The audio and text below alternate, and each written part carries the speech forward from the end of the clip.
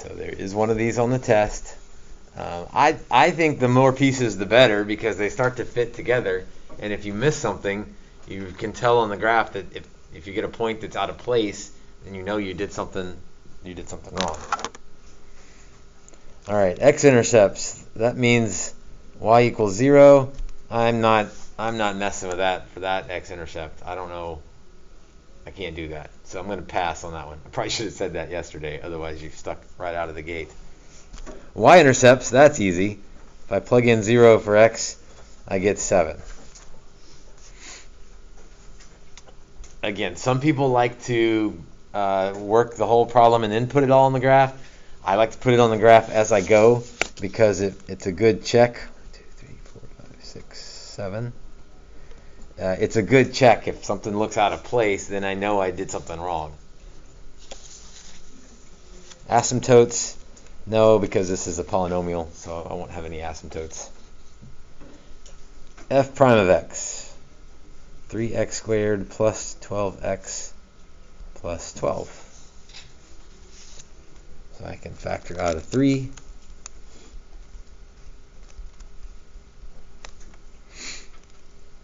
And then that will factor into x plus 2 and x plus 2. And if I set that equal to 0, I get x equals negative 2, which is fine, except that it's a double root. So I don't know that we've seen a double root for a first derivative, so we'll see what that means. I guess that's all we can say for now. It is nice that there's only 2 intervals, negative infinity to negative 2 and negative 2 to infinity. So I don't need those extra columns over there. I can test negative 3 and 0.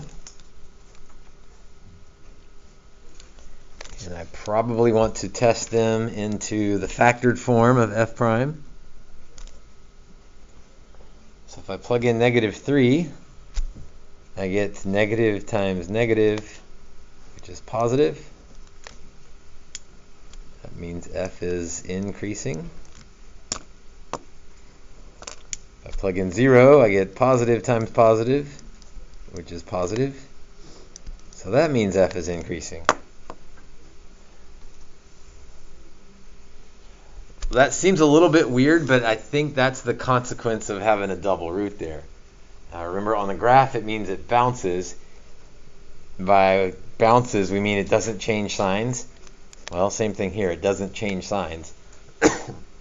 So there is no relative max, and there is no relative min. And I guess we could still justify that, because f prime doesn't change signs.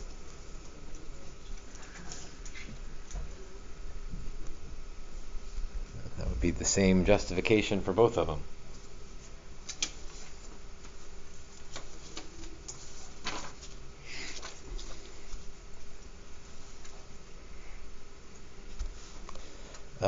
Something is going on at negative 2 though, so I think I want to figure out what f of negative 2 is, because there is a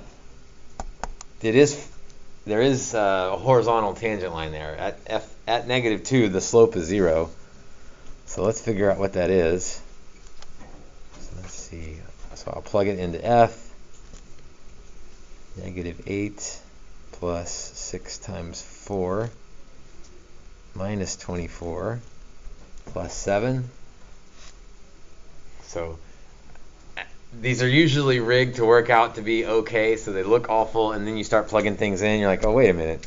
24 minus 24 goes away. Negative 8 plus 7 is negative 1. So at negative 2, x is negative 2, the y value is negative 1.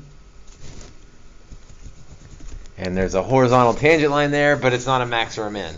In fact, this graph increases the whole way. So something's going on there. Let's find the second derivative and figure out what exactly is happening here. 6x plus 12 for the second derivative. Set that equal to 0. x equals -2. Well, we just had x equals -2, so it might be a point of inflection here.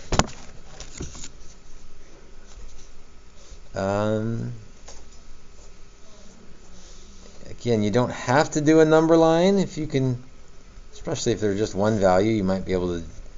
I mean, you're doing a number line, you're doing intervals. It's just whether you want to visually see it on a number line or whether you can just write the intervals and go from there. Let's test -3 and 0 again.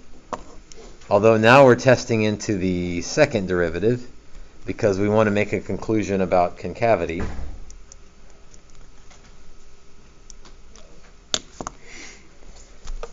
So if I plug in -3, I get negative. That means f is concave down. If I plug in 0, I get positive. So f is concave up. So if we change from concave down to concave up, there's a point of inflection at -2, and we already found the y value, -1. F double prime changes signs. It didn't ask for that, but we should probably have. I probably should have asked for it.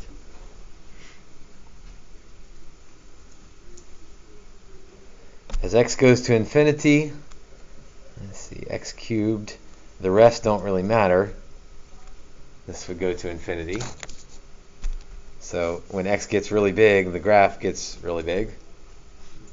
When x gets really small, we cube -infinity, we get -infinity. So on the other end, we're headed down to -infinity.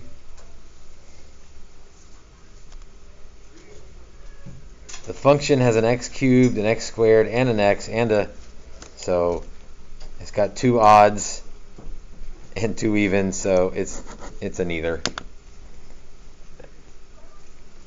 I think I took that part off the test. It's so rare that helps you that it's hardly worth thinking about.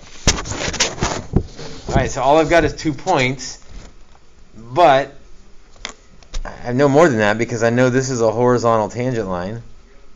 I know we're increasing the whole way. Let's see, left of -2, we're concave down. Right of -2, we're concave up. So when we curved up, I do need to go through that intercept up there. So pretty steep. So something like that. Again, there's one of those on the test, so make sure you're good with that.